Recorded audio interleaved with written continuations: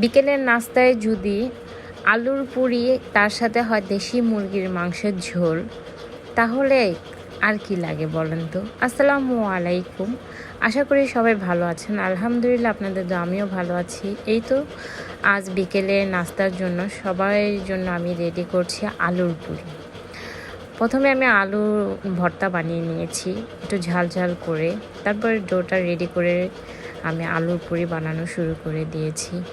আসলে খাবারের মানে কোয়ালিটি শেষ নেই, কিন্তু আমার কাছে প্রতিদিনই ডিফারেন্স টাইপের কিছু বানাতে ভালো লাগে, কারণ আমার ফ্যামিলির সবাই খাবারটাকে খুব মজা করে খায়, যেটা দেখলে আমার ইচ্ছে করে প্রতিদিন আমি নতুন নতুন কিছু রেসিপি তৈরি করার জন্য।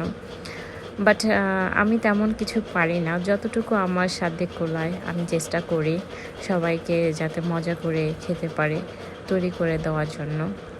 তাই আজ আমি আলুর পুরি বানাচ্ছি সাথে চিজ দিয়ে। এই তো গরম তেলে আলুর পুরিটা যখন ছেড়েছি, তাও আবার ভিতরে চিজ দেওয়া, দেখেন টকবকে কীভাবে তেলের মধ্যে ভাজা হচ্ছে, দেখতেই খুবই লোভনীয় লাগছে।